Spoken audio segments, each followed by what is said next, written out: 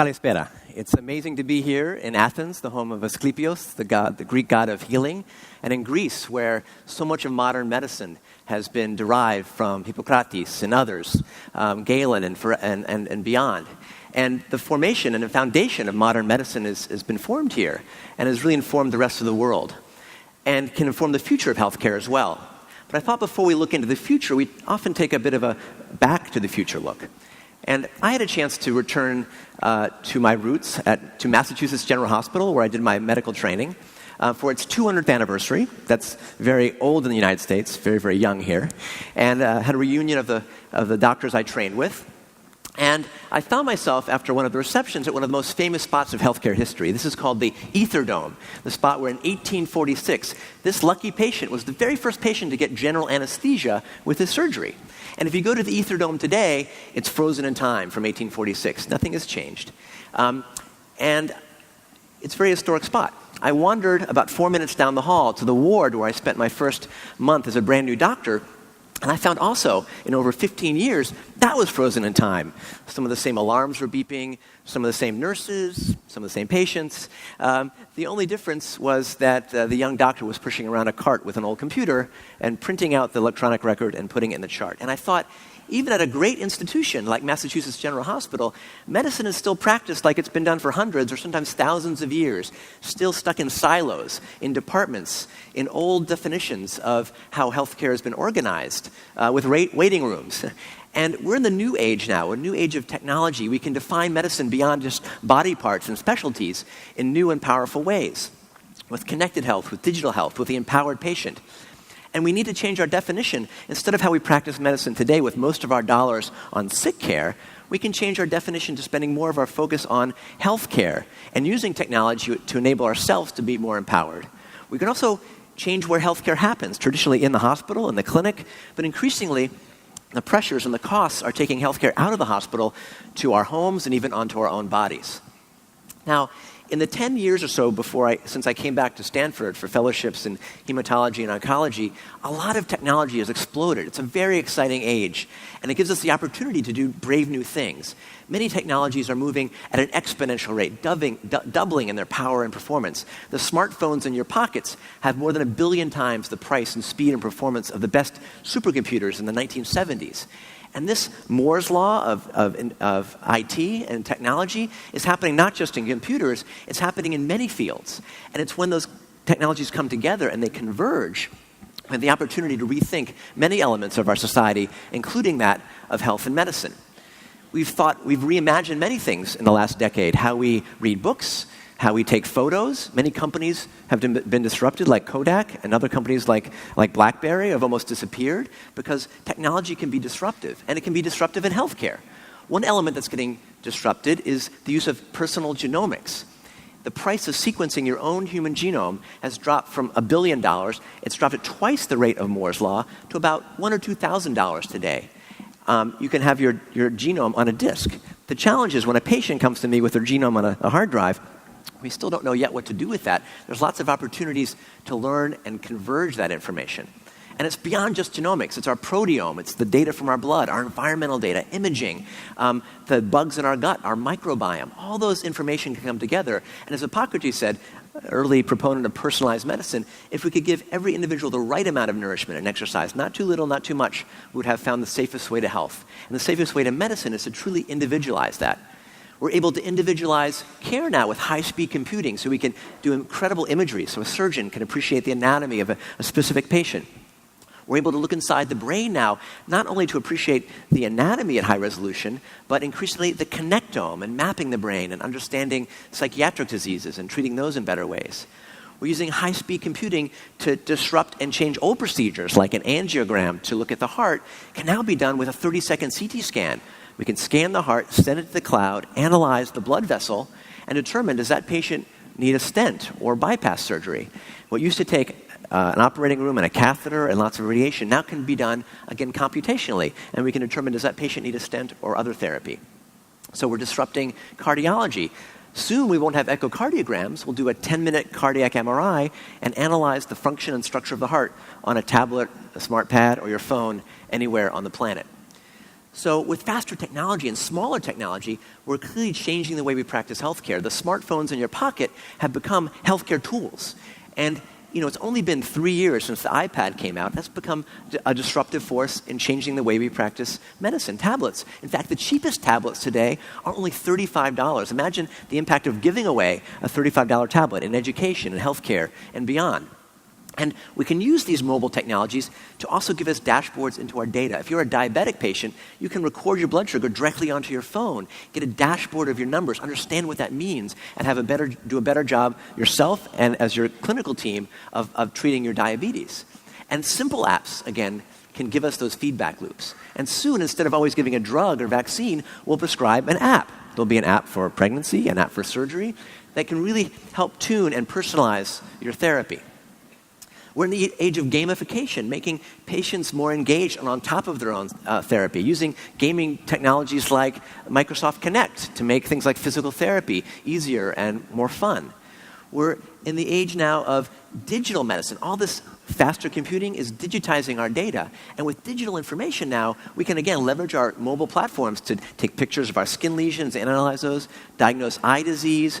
The case of my smartphone here can measure my EKG and send it anywhere on the planet. We're in the age of what's called the quantified self. And as Hippocrates said, walking is man's best medicine. Now, wearing new devices, I'm wearing 3 of them, 1, 2, 3, I can track my walking, I can track my steps. And there's a whole new generation of low-cost consumer technology, including connected blood pressure cuffs. Blood pressure, 1 in 3 Europeans has high blood pressure. Now we can control that and measure it and have a feedback loop. So simple technologies like connected blood pressure cuffs and quantified health can make a huge difference. There are now tattoos that can measure your vital signs and dashboards of our own body. I'm actually wearing a small patch, a $2 disposable patch. If you can switch to my vital signs, you'll actually be able to see it transmit through my phone, my vitals. And if it was showing here, I'd run around the stage.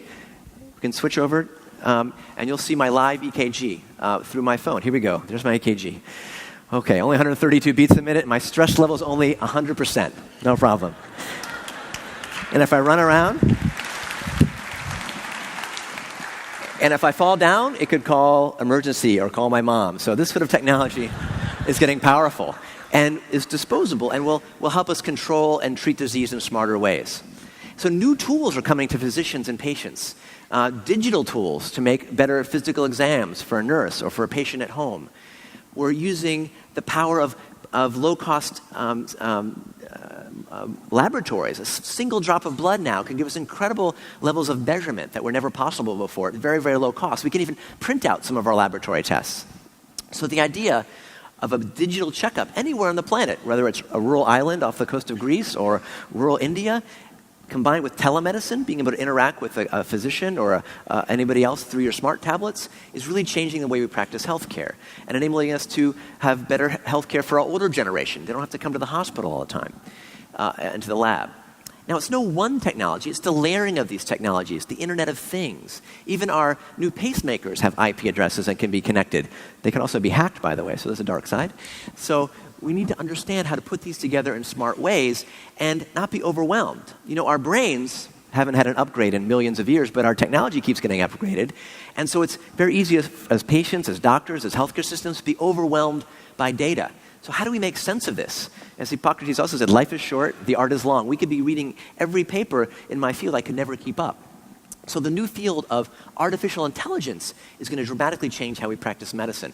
And I like to call it not AI, but IA, intelligence augmentation, because it's going to help augment us. Hippocrates also said, science is the father of knowledge. Now we have so much science and knowledge. How do we integrate that together?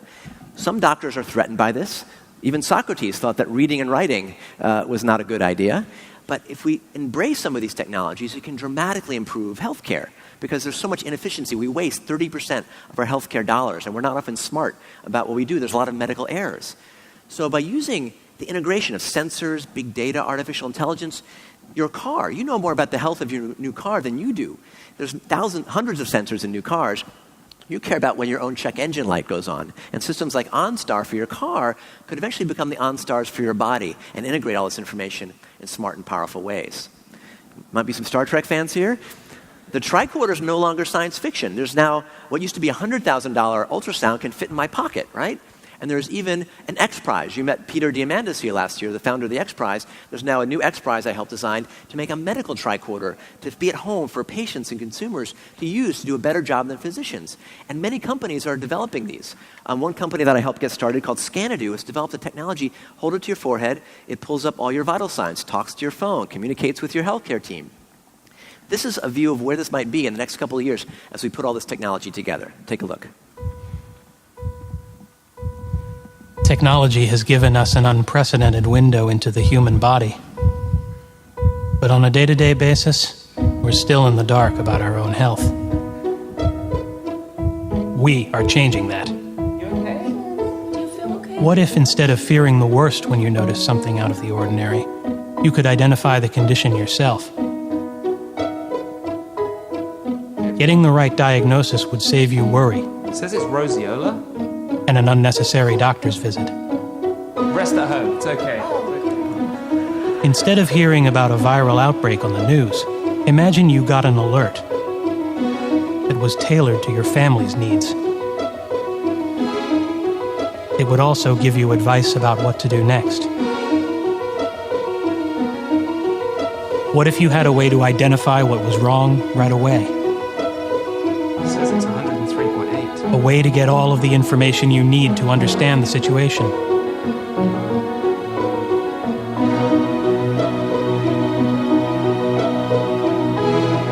And in serious cases, you would know when and where to seek help. It recommends taking it to urgent care. We're building a way for people to check their bodies as often as they check their email. It's all possible, and it's only the beginning. Now, that's not science fiction. These technologies have been built. They'll be on sale next year. In fact, this company crowdsourced the funding of their next clinical trial. So we can now have an era of connected healthcare where we can share our information and make sense of it. The social network is very important to our health. And it's not our genetics that are most important for our health. It's actually our social networks. It's our behavior. And as Hippocrates also said, it's far more important to know the person the disease has than the disease that the person has. So understanding the social construct can enable me to influence you to behave better and have better habits. If you can look in the mirror in the morning and see healthy you, right? Or what happens if you have too many baklava, right? You can change how you might be wiring your behavior. I can now download an app and see myself today, and 1,000 baklava later changes my thinking, right? Or if I'm trying to influence a patient to stop smoking, what they might look like in 20 years if they keep smoking, or if they spend too much time on Facebook, for example, right? So we can use technologies including telepresence, new ways of using robotics to interact as clinicians, new ways of having low-cost telepresent robots to visit our friends and family and interact, both in medicine and beyond. We're using robotics to enable the disabled. And there's a lot of innovation going on with robotics. In fact, I was a judge last week at the Google Science Fair, and Harry, a young student, 17-year-old here from Greece, has developed a robotic exoskeleton to help his grandmother. That's Harry.